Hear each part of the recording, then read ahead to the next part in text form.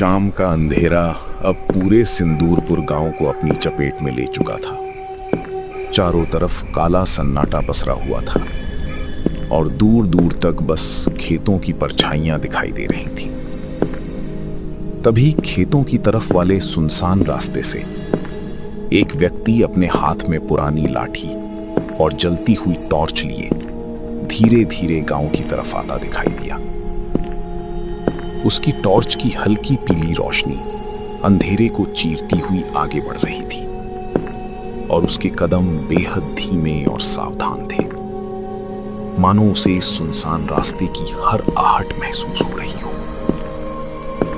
ठंडी हवा लगातार बह रही थी, पेड़ों की डालियां अंधेरे में अजीब तरह से हिल रही थी और दूर कहीं से कुत्तों के भौंकने की आवाजें उस रात को और भी डरावना बना रही थी।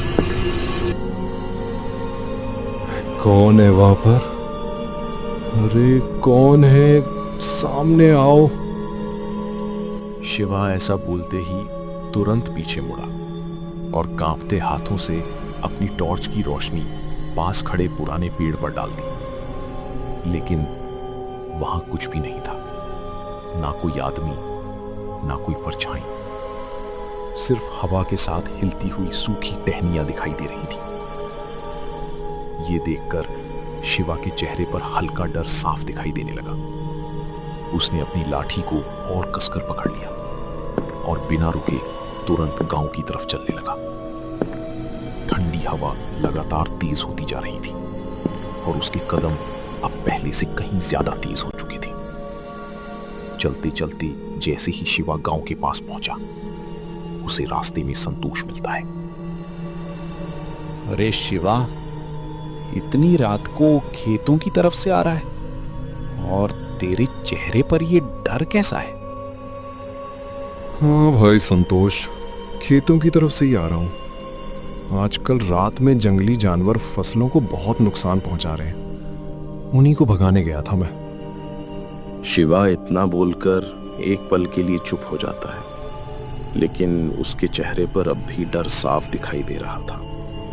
ठंडी हवा दोनों के बीच से गुजर रही थी और गांव की सुनसान गलियों में अजीब सा सन्नाटा पसरा हुआ था। अच्छा तो भाई संतोष, तू इधर कहाँ जा रहा है? वो भी इतनी रात में, अकेले अकेले? अरे भाई शिवा, तुझे तो पता ही है, कालू की चाय की टपरी पर गपशप किए बिना मुझे नींद ही नहीं आती। सोचा थोड़ी देर वहां बैठकर गांव की बातें सुन लूं, फिर घर चला जाऊंगा। वाह भाई संतोष, यही दिखाई तूने अपनी दोस्ती। अकेले अकेले ही निकल पड़ा चाय पीने और गपशप करने। एक बार मेरा इंतजार तो कर लेता। शिवा, मैं तेरे घर भी गया था तुझे बुलाने, लेकिन भाभी जी बोली कि तू तो खेतों की तरफ गया हुआ है। फिर मैंने सोचा चलो आज अकेले ही कालू की टपरी पे चला जाता हूँ। अच्छा ठीक है भाई, नाराज मत हो।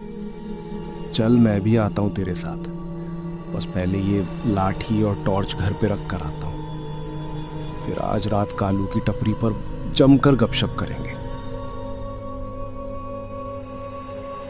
इतना बोलकर शिवा धीरे धीरे अपने घर की तरफ चल पड़ता है। गांव की सुनसान गलियों से गुजरते हुए उसके दिमाग में बार बार खेतों वाली वही अजीब घटना घूम रही थी।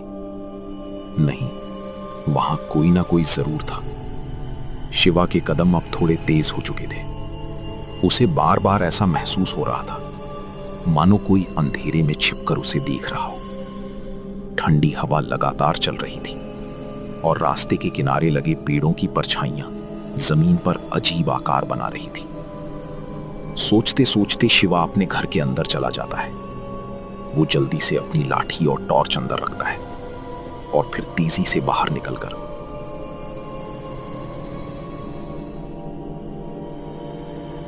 चल भाई संतोष, वैसे भी आज तो मैं बहुत थक गया हूं। खेतों में पूरी रात भाग दौड़ करनी पड़ी।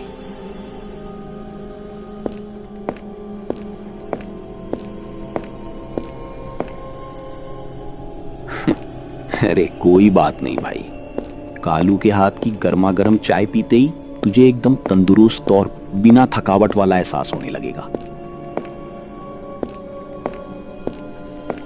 दोनों दोस्त ऐसे ही रास्ते भर बातें करते हुए धीरे धीरे कालू की चाय की टपरी पर जाकर खड़े हो जाते हैं। रात का सन्नाटा अब और भी गहरा हो चुका था। टपरी के ऊपर लटकता पुराना पीला बल्ब हल्की हल्की रोशनी दे रहा था और आसपास फैली ठंडी हवा माहौल को अजीब सा डरावना बना रही थी। जैसे ही कालू चाय वाले की नजर शिवा और संतोष पर पड़ती है, वो तुरंत मुस्कुराते हुए बोल पड़ता है। अरे शिवा और संतोष, आओ आओ। मैं कब से तुम दोनों की राह देख रहा था। मुझे तो लगा आज दोनों दोस्तों की महफिल कहीं और ही जम गई। अरे नहीं नहीं कालू काका, आपके हाथ की चाय पिए बिना तो मुझे नींद ही नहीं आती। और साथ में गांव वालों के साथ थोड़ी गपशप हो जाए तो फिर मजा ही आ जाता है। ऐसे ही शिवा और कालू काका की बातें चली रही थीं। टपरी पर चाय की खुशबू और रात का सन्नाटा एक अजीब सा माहौल बना रहे थे। तभी पास खड़ा संतोष धीरे धीरे आगे बढ़ता है और कालू काका की तरफ देखते हुए बोलता है। अरे अरे काका, ऐसे ही बातें करते रहोगे या हमें चाय भी पिलाओगे? हम तो कब से इंतजार में बैठे हैं कि कब आपके हाथ की गर्मा गर्म चाय पीने को मिले। अरे नहीं नहीं संतोष, भला ऐसा भी कभी हो सकता है क्या? तुम लोग आओ और मैं तुम्हें चाय ना पिलाऊं? अरे बैठो बैठो, अभी तुम्हारे लिए गर्मा गर्म चाय बनाता हूं। ठीक है काका, अब जल्दी से चाय बना दो।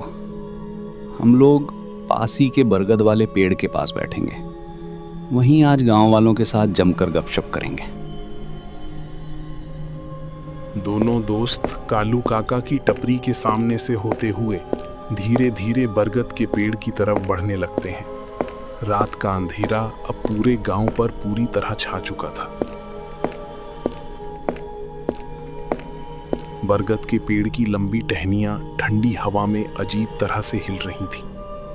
पेड़ के नीचे जमीन पर बैठे नट्टू काका और रघुवीर आपस में धीरे धीरे बातें कर रहे थे, जबकि पास में पड़ी दोनों पुरानी कुर्सियां खाली थीं। जैसे ही उनकी नजर शिवा और संतोष पर पड़ती है, नट्टू काका मुस्कुराते हुए उनकी तरफ देखते हैं और बोल पड़ते हैं।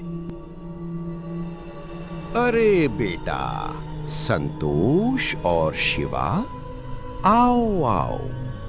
मैं भी कब से यही सोच रहा था कि अभी तक दोनों दोस्त आए क्यों नहीं। आज तो लगा कि कहीं तुम दोनों ने गपशप की महफिल किसी और जगह तो नहीं जमा ली।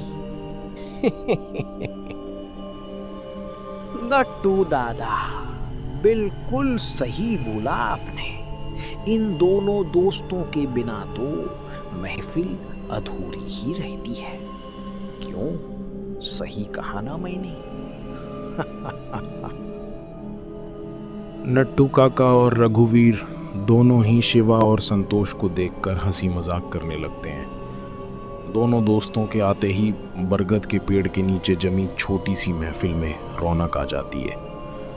कुछ देर तक सभी लोग हंसते बोलते रहते हैं। फिर नट्टू काका मुस्कुराते हुए शिवा और संतोष की तरफ देखते हैं और बोलते हैं। अच्छा अच्छा, बहुत हुआ हंसी मजाक। आओ बैठो बैठो। तुम दोनों खड़े क्यों हो? और हाँ, ये भी बताओ कि आज तुम दोनों को इतनी देर कैसे हो गई? नट्टू काका के इतना कहते ही दोनों दोस्त पास पड़ी कुर्सियों पर जाकर बैठ जाते हैं। तभी संतोष बीच में बोल पड़ता है।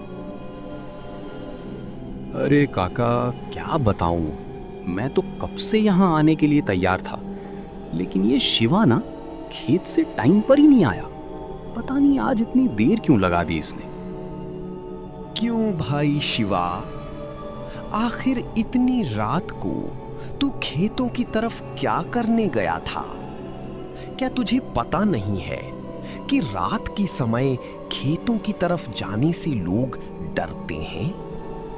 दिन में तो सब ठीक रहता है, लेकिन रात होते ही उन खेतों और रास्तों का माहौल कुछ और ही हो जाता है।